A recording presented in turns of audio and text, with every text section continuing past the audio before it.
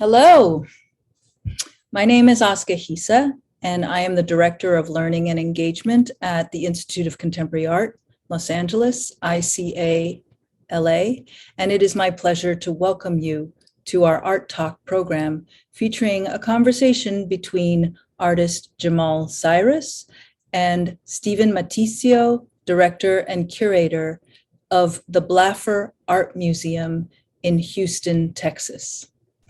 This event is presented on the occasion of the survey exhibition titled Jamal Cyrus, The End of My Beginning, which originated at the Blaffer and is currently on view at ICALA until May 29th.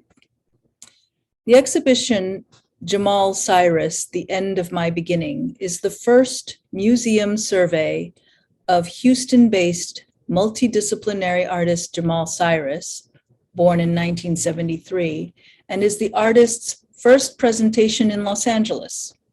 Spanning 16 years, the exhibition traces the trajectory of Cyrus's practice and includes approximately 50 works in sculpture and installation using an eclectic array of materials such as paper, graphite, papyrus, and denim, as well as ready-made items. Cyrus's expansive practice explores the evolution of African-American identity within Black political movements and the African diaspora. He is especially attuned to the cultural cross-pollination and hybridity that emerge from cross-border interactions in historical eras, from ancient Egypt and the 16th century transatlantic slave trade to the jazz age of the Harlem Renaissance and the civil rights movements of the 1960s, and so much more. In planning the programming for this exhibition, Jamal and I discussed many things, and he mentioned celebrating birthdays of important and influential Black figures. We decided to schedule this event on the birthday of W.E.B. Dubois, who was an American historian, civil rights activist, Pan-Africanist, author, writer, and editor who was a powerful voice in the equal rights movement for Blacks. And it is Black History Month. And Du Bois was born on this day, February 23rd, in 1868. We continue to take pandemic precautions. And at the time of the installation and opening of this show, we opted not to have a public gathering for this talk. So instead, we recorded this conversation while the artist and curator were in town. The advantage of a pre-recorded talk is that we are able to edit in reference images and videos to make this an educational document, in addition to a documentation of their exchange. We will also provide relevant links in the chat if you haven't already noticed. So please look at the chat for any kind of other directions to go for information. We've been investing more attention to digital resources so that you can view the exhibition at any time, in the middle of the night if you want, by visiting our website and seeing Jamal Cyrus, The End of My Beginning virtually through our 360-degree capture of the show.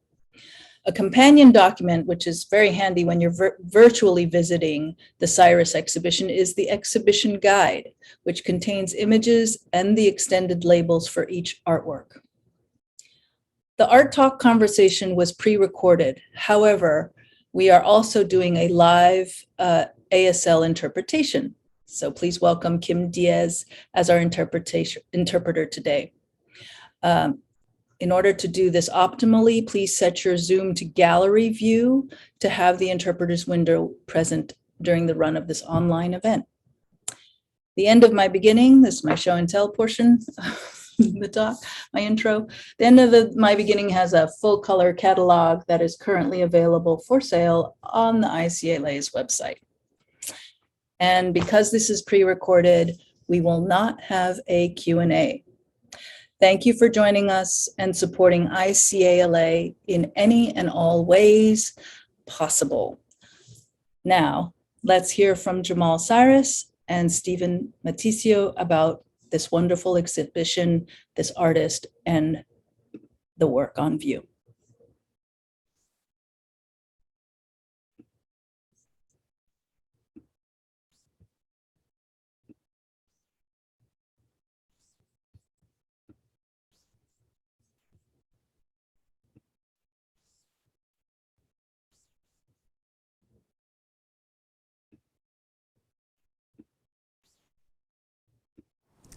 Hello, we're really pleased to be here for the occasion of Jamal Cyrus's survey show, The End of My Beginning, which is debuting at ICALA, and this will be the second showing after its premiere at the Blaffer Art Museum at the University of Houston. And I'm really pleased to be in conversation with Jamal today. And we're going to kind of break this conversation into a few major sections. And I feel like the first one, Jamal, is kind of considering looking back, now that this is the second time that The End of My Beginning will be seen, and this is a career survey, mid-career survey, looking at 16 years of your work.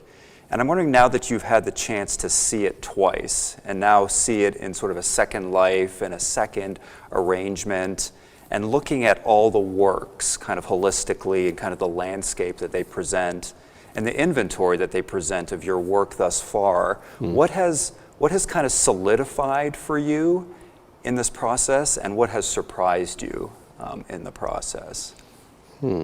So I think what surprised me is the changes that have occurred for me in the switch of venue. You know, and I think this is mainly like the changes in how I see the works, right? Within the ICA, just the arrangement of the exhibition, like there's more visually, like you have more vantage points where you can kind of see larger bodies of the work, and so it has a different. It's had a different effect on me, right? In terms of the conversations that are created from the pieces. I feel like with the first iteration of the exhibition, there were like 3 mini exhibitions that kind of focused in on themes, particular themes. This one, again, because of the space and the kind of like more open air feel, I don't know, or like less compartmentalized kind of way arrangement. It's striking me more as kind of as a type of personal archive, right? Not like a domestic. It doesn't have that kind of feel to it, but it does feel to me like a more of a personal collection of artworks and ephemera, than the previous one. And so, you know, and so it's creating for me or giving me opportunity to see the work in a different way because of that.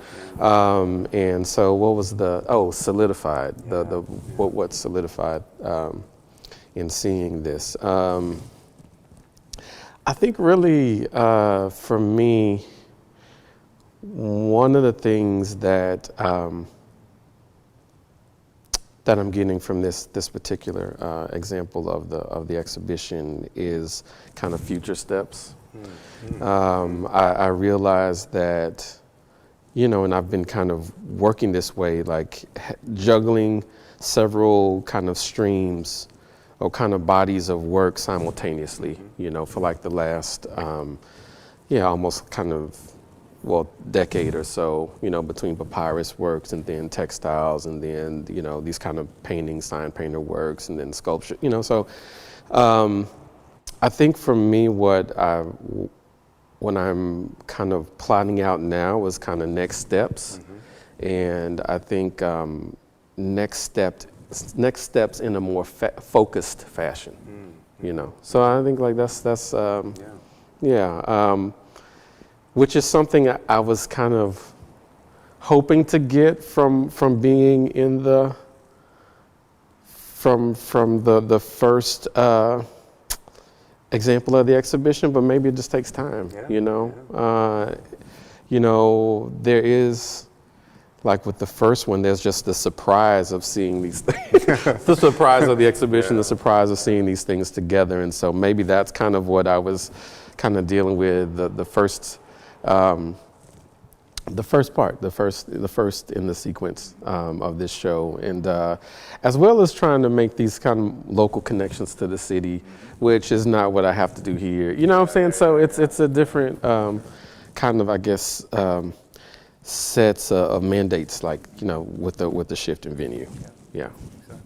And I want to circle back a little bit about when you said seeing this in a new light, because it really is. Like, you kind of see these familiar faces, but you see them in a very new context. And so I want to kind of delve in a little bit more in terms of, you know, we're looking at 16 years of your work, and there's close to 50 pieces here. But obviously 16 years is a lot of life to have lived. And like, we're looking back at grad school work all the way to the present. And so I'm curious, have any works sort of in the course of life experiences and the events of the world, have they shifted in meaning for you? Have anything sort of, do they live in a different light, you know, now in 2022 than they did when you originally made them? Then when I originally made them, I would say the Pride Record series, and the reason being is that really, I feel like that series of works was developed more so off of a hunch, right? Like this kind of, like this hunch that cultural organizations and music would have also have been manipulated in the kind of political repression, you know, of Black Americans during that time period, you know. But as more information has come out, you know, it's proved true that they were, you know. So whether we talk about bookstores, you know, theater groups, you know, like different cultural organizations, so we are more familiar, and well, we have a little bit more information now to know that those were also kind of sought to be neutralized, you know, for their effect, because of the effect they were having on the political landscape at the time. So that's kind of that work has shifted for me. You know, the drawings, I made most of those drawings, and those drawings were started in graduate school, the graphite powder drawings. Those are changing for me as well. And I think that really has more to do with process more so than content. I think there's an element within the process that I want to return to, and I think is representative of the kind of research procedure that I kind of go through with the work, and so those are two things that I'm looking at. Like that have shifted for me over time, and I'm kind of looking to go back to.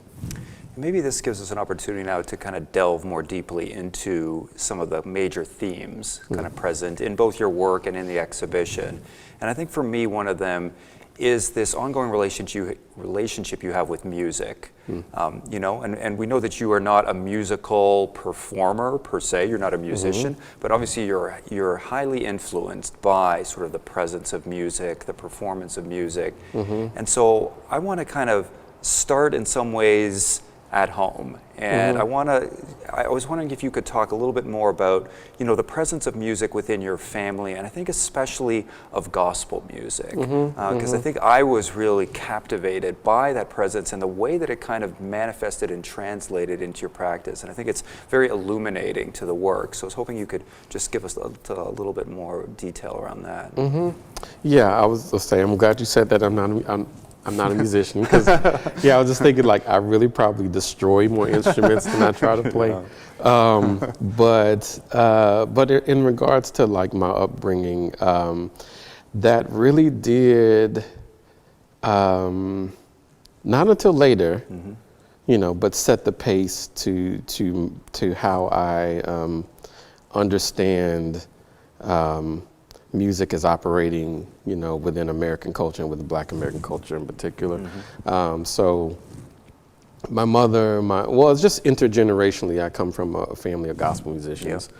And so as a youth, I saw music being used in a way that was beyond entertainment and commodity, right? And used to for practice, well, for purposes of worship, and used to create trance states, right? Or transcendent states, and because of that, I mean, it really did, or it really has had a big influence on how I see music as operating, right? And yeah, and I think that's one of the things that I try to hone in on in regards to music, because even within my own life, music, especially when I was a teenager, I used it quite a bit to build my own identity, right? One, to kind of,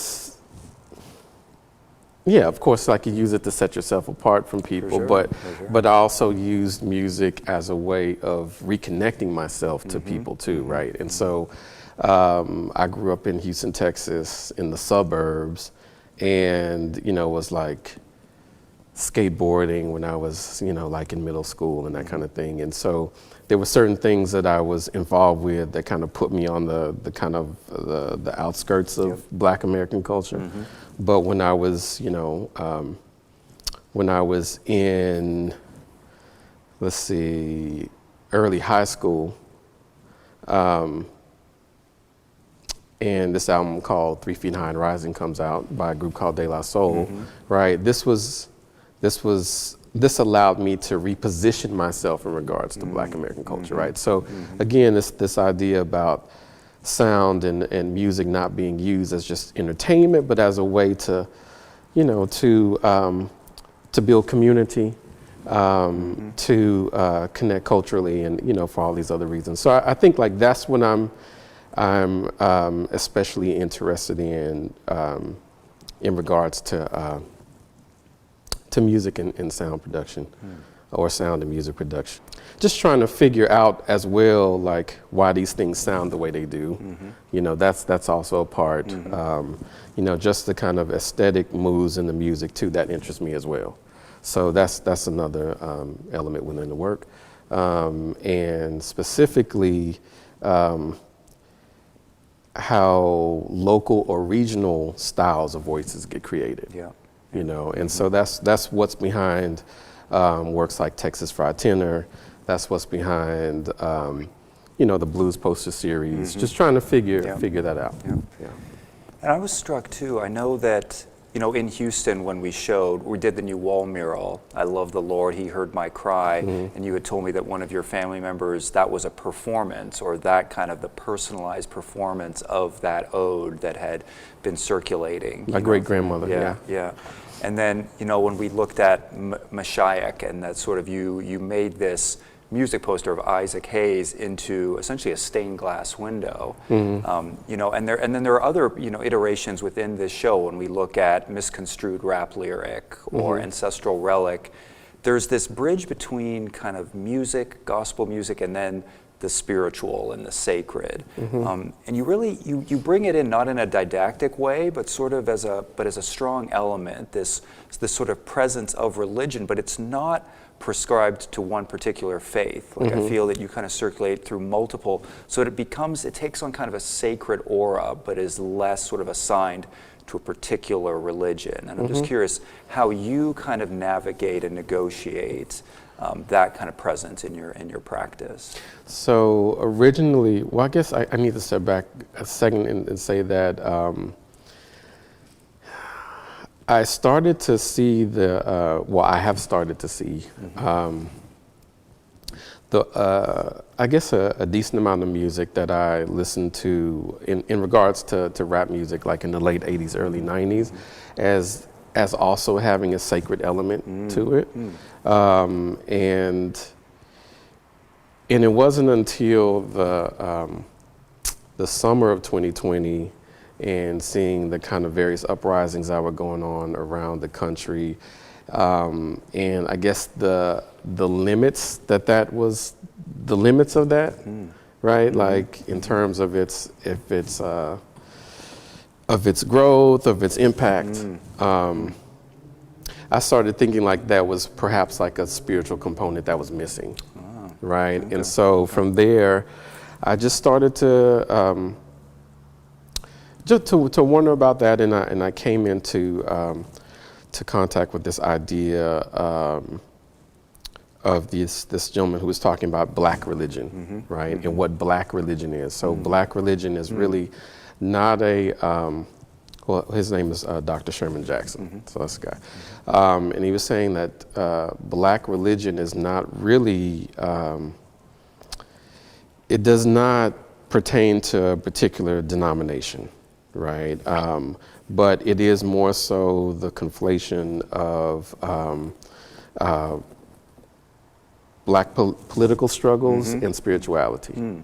So that was the, so that was the missing link for me. When you spoke about sort of becoming aware of the limits, kind of when you're looking at political movements, as well as this relationship between kind of religion and politics and voice, you know, when we look at the works as a whole, I'm struck by, you know, despite all the musical references, or maybe because of, there's this very sort of present silence in the exhibition.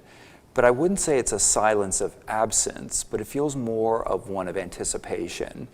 Like there's this idea that voices have been taken with all of these thick kind of redactions, and yet there are a number of empty microphones. And it feels like they're awaiting, like there's an imminent speaker or a voice to be heard.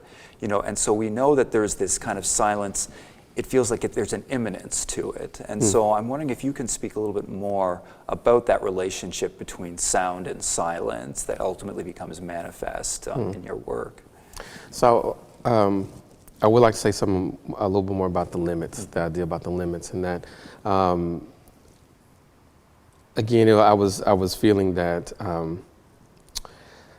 the limits have to deal with sacrifice, right? And that perhaps people were not really willing to make the sacrifices that they needed to make in order to take the kind of protest or struggle to another level, right? Whatever that might be. So that's kind of, you know, when you look back at particularly, you know, the work in the civil rights movement, there was always that, you know, well, first of all, it's clear about the sacrifices they made, but then there was always that connection between protest and this kind of spiritual fortification that was going on, or like internal fortification that was going on. So that's what I was meaning in regards to the limits. Yeah. So in what you were saying about silence, yeah, I mean, I think that comes out of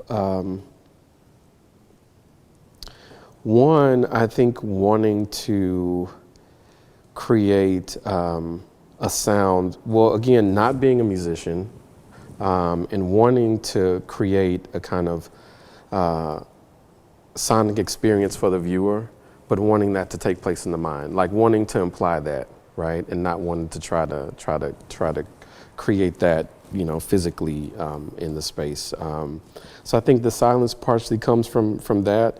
I think the silence also maybe comes from, you know, this is related to this idea I was just having like a couple of days ago about the silence of the archive, right? Like, is the archive always silent? And as you said, like, is it awaiting engagement or participation in order to be voiced within the moment, right? And so I think like that's one of the that's one of the things I was thinking about, and as I was going through the space. Now, my work for myself comes out of this thing of kind of a process of self-education, right? I really make work about political movements or kind of histories or whatever that I did not, receive in my schooling, right? And to try to inform myself about these, try to increase my awareness of them, try to increase other people's awareness of them also. And so I do think like the works are there for people to engage with in that way, right? So I think that's kind of one of the things that you're saying about anticipation, and they're waiting there to be used. Mm-hmm. Yeah. And I think I like that, and I want to kind of elaborate on that a little, this idea of the archive, and it being silent, but then this sort of impulse to animate it or to re-engage it. Because I think that gets into one of the core elements of your work, this idea of looking at the hybridization of histories. Like when we look back, I know that you've referenced the Afro-Atlantic in your work, and Paul Gilroy, and this idea of sort of this shared, mutually negotiated history that came about through the transatlantic slave trade and the Middle Passage. It kind of continues on when we look at the Harlem Renaissance and looking at civil rights movements of the 60s and 70s, and this kind of mixing and merging of cultural traditions and materials and objects. And I know that travel and passage, like you say, you talk about this process of self-education, has become very prominent for you, this idea of sort of conducting research through movement and through passage. And so I'm curious how that informs you in terms of that self-education and also reactivating that archive that's sort of present and reforming through your work. Yeah. So I guess you're talking about the archive as actual material. Yeah, I mean, I think that's a hard one, but I think for me, that is one of the ways that I'm engaging with this material. And as you know, like a lot of, it's not straight archival material. Like there's certain things that are like, that I do take from There's speculation, there's suggestion, there's mythology, there's imagination. Yeah. So all of those things are mixed together in trying to create a personal story that again kind of is part of my development of an identity which helps to resist what goes on around me, right? And so I think so that's kind of how I deal with that material, in regards to whether it be text or whether it be images or it's not a straight kind of representation of these things, but creating things that also go alongside with that, turn the story left or turn the story right, or kind of just movement or go in another direction, or create a new conversation, or extend the conversation in some way. And really that started to, so that started to happen for me, again, like with the Pride series and growing up in Houston and knowing that Houston does have a particular, has an important civil rights kind of history to it, but not really hearing that history in the record, right? And so, part of my education was to fill in those blanks for myself and fill in those blanks for others, and draw the lines to larger stories that were happening. Yeah. And I really like what you said, and I think it's telling for your practice, at least in my observation, is that when I asked about the archive, you said as a material, because I want to dig down into that a little bit, because I really feel like you have developed a language through materiality. Like I think especially looking at 16 years of your work, you're dealing with unconventional materials, whether that's papyrus or grits or stained glass or torn denim. You're really kind of migrating across multiple fields of materiality. And I'm curious to know more about how does the material inspire you to kind of look into the history of it, or does your history and research kind of inspire you to find a particular material that animates that? Yeah, I mean, again, I go back to the thing about hunches, right?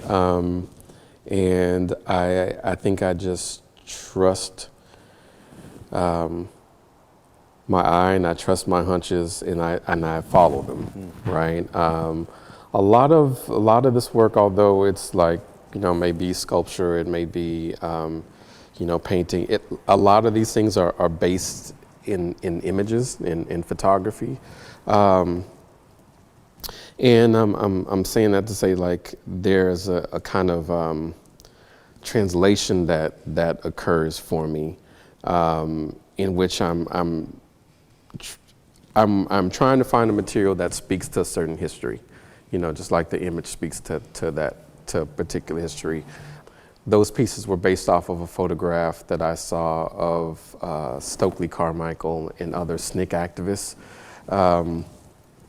organizing or registering voters in Mississippi, right? And there was something unusual about, like, seeing him in overalls and thinking about, like, Martin Luther King and how other people were kind of dressed at that time. And it was a connection that I just made between, his politics and the material. And I just, for some reason, I always wanted to do something with that. And it goes back pretty far, like probably to the mid 2000s, seeing that image. But I just never did anything with it. And it wasn't until, I think it's probably like maybe 5 years ago I started doing denim pieces. That photograph, and then added to seeing one of the G's Ben quilts, work clothes quilts in real time, kind of really, that's what pushed me to work with this material. And so I just, I started working with this material based off of certain information or understanding that I had of different quilt making methods.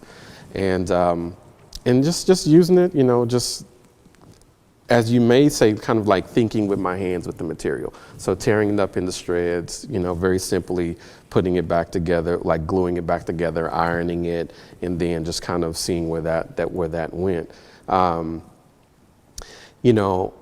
Eventually I start to find out that more of the reasoning behind why SNCC used, why Stokely Carmichael was dressed that way. It was kind of a functional purpose, right? They were walking miles a day, and kind of, having a suit on didn't work, And I also found out that in that same moment, certain the SNCC women started to wear their hair natural, right, and not permed, right? Like, and so, this information starts to come out slowly about the material. Then, I eventually find out that denim was one of the fabrics that was relegated to lower. It was one of the fabrics that was called Negro cloth or slave cloth, right? And it was kind of relegated to those people to that class of people within the South, right? So again, following this hunch, and eventually all of this other information starts to come out about the material, and not even to mention indigo, and so yep. It was really interesting. That doesn't always happen, unfortunately. But again, it's like following a hunch and just thinking. I think it's just it's about having a simple material that could yield great results. Yeah. And I want to return to, I like what you said about the G's Bend sort of tradition, the quilt making. There's also some references to kente cloth, and then we have, the black leather that reappears as part of the Black Panther Party. There's sort of the blue veils, but especially when you're then translating some of those techniques into the written word. because I think we think of as language as being immaterial, and yet I feel like there's a real kind of physical treatment of the written word in your work. And it speaks to the ongoing relationship you have with books. Like there are books, there are records here, there are files, there are documents, there are, sign painters, but oftentimes, you translate that into a text painting. And so I'm curious how, that influence of literature and the written word and the biography sort of in your work, as well as kind of Jet Magazine, all of those vessels of literature, and how you wrestle with them, how you translate them into kind of your sculptural, kind of object-based work. Some of those materials, particularly like Jet and Ebony, like I grew up looking at, and there's a, so that kind of connection to that material. There's also the idea like those are the only places where you could get certain types of images of Black Americans, Black people. So there's that angle. You have the idea about the biography and the autobiography as being one of the really important kind of formats for activists and other people telling their stories from their positions, their perspectives. And then you have the thing about sign painting, and with the sign painters, there's for me and the types of sign painters I use, there's a connection between script and language that I feel is one of the reasons why I use the kind of painters, the painters that I do. That's also a localized kind of artistic tradition as well that I'm trying to tap into.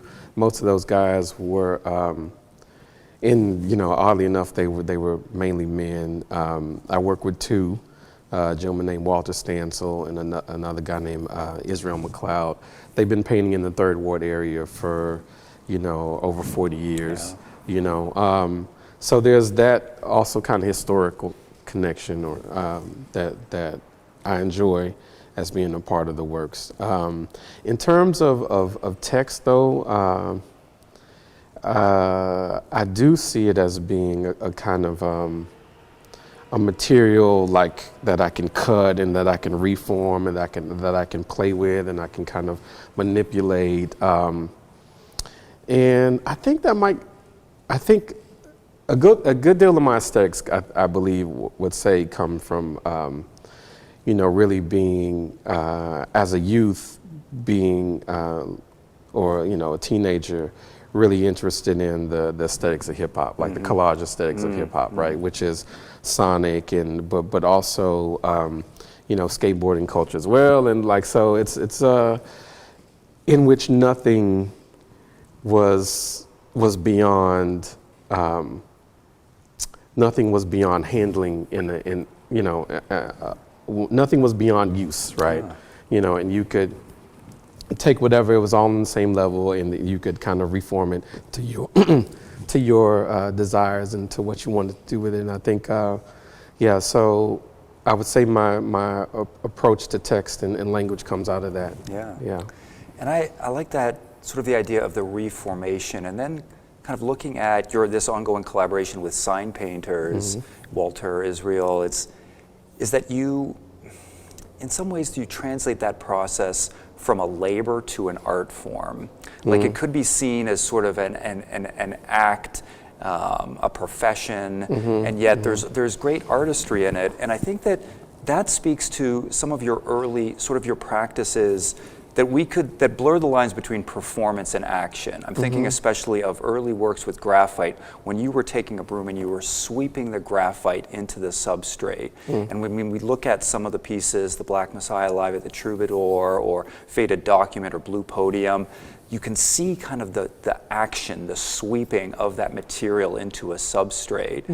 And I'm thinking too of, that kind of, when we look at Texas Fried Tenor, that this performance that you did multiple times, what we see as an act of labor, you kind of translate that into an act of performance or art, and yet you never call yourself a performance artist. And so I'm curious what that role plays.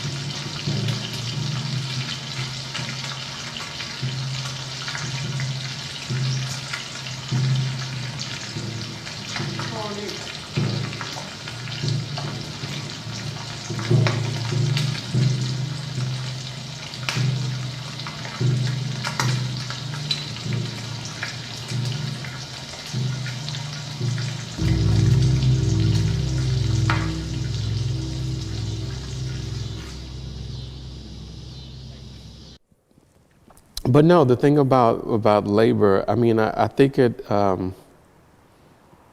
yeah, it comes from different angles. One of the I guess these were other artists that really got me kind of looking at that and thinking about that. One was this gentleman named Palmer Hayden, who was a Harlem Renaissance painter, and in his work, the janitor who paints. That was kind of translated into the drawings, and also Richard Serra when talking about or doing the kind of the lead throw pieces, and referring to his father's kind of work as in these steel mills. So that was another kind of piece that got me thinking about that. And so yeah, I think though, like those are the two artists who start that. And my thing was always in trying to figure those out was how do I personalize it, and how do I make it a little closer to my experience and what I was talking about in the work. Yeah, but also these processes that could be utilized. Although they were usually considered to be part of this job or labor, could also be utilized in making these artworks. Yeah. You're speaking about the dialogue that art has within art and artists have with other artists. And I know that early in your artistic career, Terry Adkins was a great mentor, and you see that kind of the sculptor of sound and the way that it kind of manifests in your work. And there are obviously really compelling relationships with your work and David Hammond's. And I'm just thinking, I know this is always difficult to ask an artist, but how do you think about that when you're making work? How do you locate yourself within both the contemporary moment of art making and what art history will remember and tell, generations from now? Yeah, well, I mean, for me, I don't necessarily think about myself in relation to the contemporary moment, but I do think about myself in relation to my predecessors and this idea that I find important. Not everybody finds this idea important, but this idea of tradition, right? And trying to honor, trying to utilize a tradition, but also trying to disrupt it and trying to extend it. And so that's kind of how I see my work. And those traditions deal with Black American visual art. Those traditions deal with experimental approaches to sound and music making. Those traditions deal with to kind of like sacred sculpture in the West African context. So those are kind of I would say like the various traditions that are operating in my work, and that I see myself as being a part of, and again, trying to extend. Yeah. Well, I want to thank you, Jamal. It's been a real you. pleasure. This exhibition is yet another opportunity for us to have a conversation, and I hope it will spur many, many more. So thank you so much. Thank you, Stephen. Appreciate it.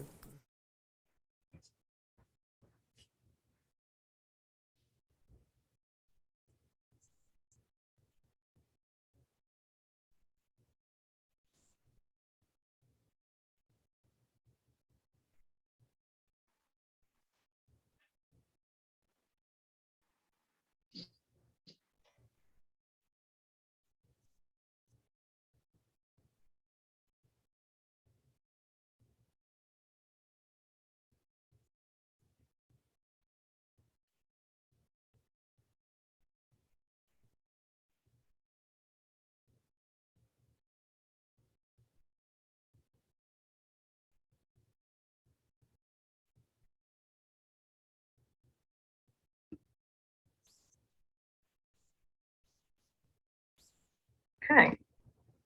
I think we have a critical mass. I'm going to start. That was the overflow into another video. Thank you so much for being here.